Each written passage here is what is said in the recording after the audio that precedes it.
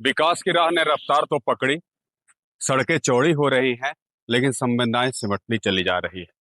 नमस्कार, मैं हूं अनुपम सिन्हा। आपने देखना शुरू किया है न्यूज हब। आज हम एक ऐसे गंभीर समस्या जो अब जानलेवा त्रासदी बन चुका है, उसकी चर्चा करने आए हैं।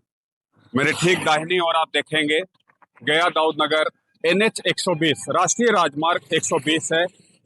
इस राजमार्ग पर गाड़ियों की रफ्तार लगातार जा रही है, आ रही है, लेकिन यही रफ्तार कई घरों की चिराग को बुझा दिया है। और नतीजा क्या मिला है? परिणाम स्वरूप वो एक बस खबर बनकर रह गया है, इसके अलावा कुछ नहीं। हमारी संवेदनाएं हम प्रकट कर रहे हैं, लेकिन हमको करना क्या है इस त्रासदी से बचने के लिए, ये हम आज तक अमल नहीं कर रहे हैं। आपने देखा होगा, अगर हम आंकड़ों की बात करें तो इसी मई माह में अब तक इस सड़क ने, इस राष्ट्रीय राजमार्ग ने, और यहां से पंचानपुर जाते हैं तो पंचानपुर से जो कुर्था मार्ग जाती है SS 69, उस मार्ग ने अब तक 5 लोगों की जान ले ली है। अभी हम कल ही की बात करें तो डंपर की चपेट में आने से एक 22 वर्षीय युवक की जान चली गई।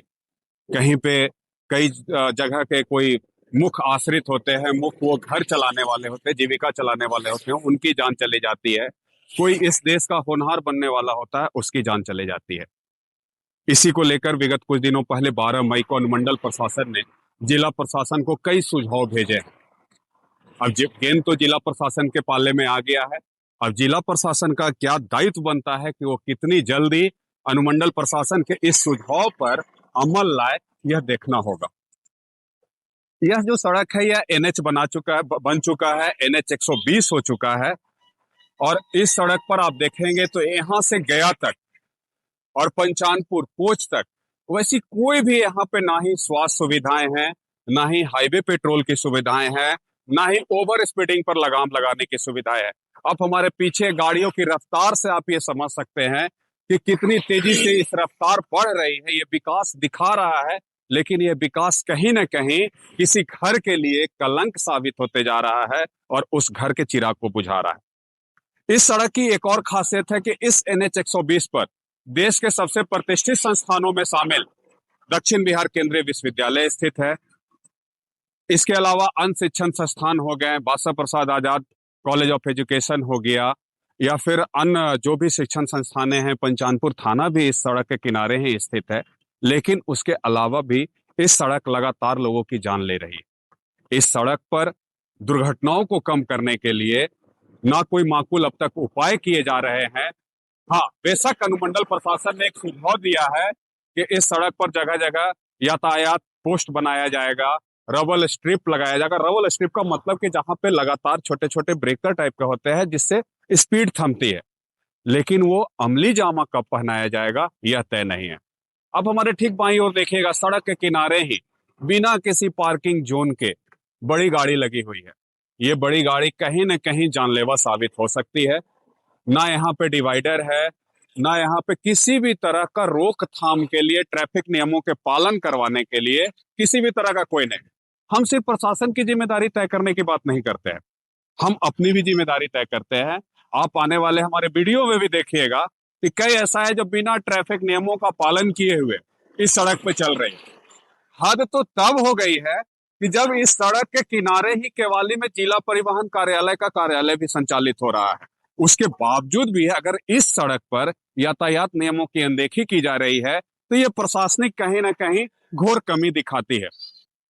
कई सवारी बसें कई लोगों को चपेट में लेती है। अभी हाल ही के दिनों में 1 से 2 दिन पहले की बात अगर करेंगे तो आपने सोशल मीडिया के माध्यम से भी यह जानकारी ली होगी कि एक बाइक सवार को बाइक को घसीटते ले गया। उसके पूर्व भी एक बार PHT बस वालों ने बाइक सवार को घसीटते कम से कम 1 किलोमीटर की दूरी तय की, जिसमें एक ने जान गंवा दिया। कसूर किसका? कसूर हमारा कि हम सड़क पर चल रहे हैं, या कसूर किसका? उनका जो सड़क पर अपनी तेज रफ्तार से वाहन दौड़ा रहे हैं। कसूर हमारा भी है कि हम यातायात नियमों का पालन भी नहीं कर रहे हैं, और कसूर प्रशासन का भी है, स्थानीय प्रशासन का भी है कि वो इस नियमों को पालन कराने में कहीं ना कहीं पीछे हो रही है। वो कहीं ना कहीं अक्षम साबित हो रही है, सक्षम नहीं हो पा रही है कि वो नियमों का बढ़िया से पालन करे। नहीं तो ये जो सड़क जो जानलेवा त्रासदी बना चुका है, अगर हम मई महीनों की आंकड़ों की बात करें तो अब तक 5 लोगों की जान जा चुकी है। क्या उनकी जान की कोई कीमत नहीं थी? बेशक वो बिना समय के गाल में समा जा रहे हैं, और आखिर सरकार की तरफ से क्या मिलना है? मुआवजा मिल जाएगा। क्या उनकी कीमत उस मुआवजे तक ही रह गई है?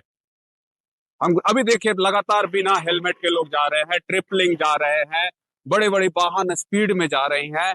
बेशक अगर जांच किया जाएगा तो कई वाहन इस सड़क पर बिना निबंधन के, बिना फिटनेस के, बिना किसी डॉक्यूमेंट के दौड़ रही होंगी, लेकिन उस जांच को करने में कहीं ना कहीं पदाधिकारी भी सही अपने आप को साबित नहीं कर पा रहे हैं, और जिससे दुर्घटना का एक बहुत बड़ा कारण बन रहा है। आए दिन हम लोग देखते हैं कि वैवाहिक लगन के समय पे वाहनों की रफ्तार बढ़ जाती है, उसके भी लगाम नहीं लगाया जाता है। दूसरा सबसे बड़ा कारण ये एनएच हो चुका है, तो कहीं ना कहीं इस एनएच पे वाहनों का लोड भी बढ़ गया है। इसी एनएच से जुड़ा आमस दरभंगा भारतमाला प्रोजेक्ट बन रहा है। फिर आप हनुमान चौकी के पास चले जाएंगे कुजापी के समीप, तो पटना गया रोड बन रहा है, तो बन चुका है उसकी रफ्तार। तो कहीं ना कहीं वो रफ्तार जो उस रोड में जाने वाली थी, इस रोड से जा रही है, तो कहीं ना कहीं वो सब भी दुर्घटना का एक बहुत बड़ा कारण बन रहा है। सोशल मीडिया पे आए दिन जब मैं पोस्ट करता हूं तो लोगों का देखता हूं कि कमेंट आता है कि आखिर इस सड़क को हो क्या गया है, हर दिन कुछ ना कुछ बलि ले रहा है, ये ले रहा है। इस सड़क को ऐसा कुछ नहीं हुआ है। हम ना तो यातायात नियमों का पालन कर रहे हैं, और ना ही स्थानीय प्रशासन पालन कराने में अपनी सक्रिय भूमिका अदा कर रही है। आप देखिएगा कई ऐसे जगह पे इस तरह की चीजें हो रही है, दुर्घटनाओं का लगातार सिलसिला जारी है। हम गुजारिश करेंगे स्थानीय प्रशासन से भी कि इन चीजों पर कम से कम तात्कालिक रूप से जो भी आपके सुझाव दिए गए हैं उस पर अमली जामा उसको पहनाया जाए। जो गेंद जिला प्रशासन के हवाले छोड़ दिया गया है, उसके पाले में छोड़ दिया गया है, उसको अमली जामा पहनाने के लिए लगातार प्रयास किया जाए, ताकि दुर्घटनाओं को रोका जा सके, किसी घर के चिराग को बुझने से रोका जा सके। कोई एक जीविका चलाने वाला परिवार का मुख्य मुखिया काल के गाल में समा जाता है, उसको रोका जा सके। हम किसी होनी को टाल तो नहीं सकते हैं, लेकिन हम होनी को होने से बचा सकते हैं।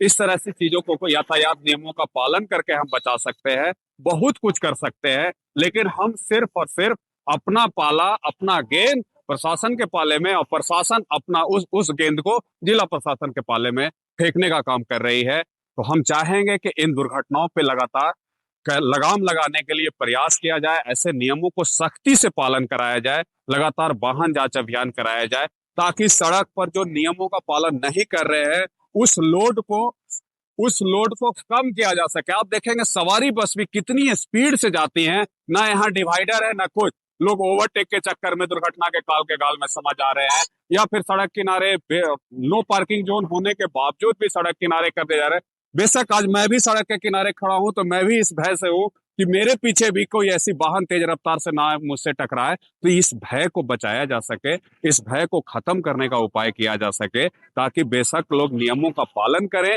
और प्रशासन उस नियमों को पालन कराने में अपनी सक्रिय भूमिका अदा करे। उम्मीद करेंगे कि आपको हमारा यह वीडियो बेशक अच्छा लगा हो। धन्यवाद।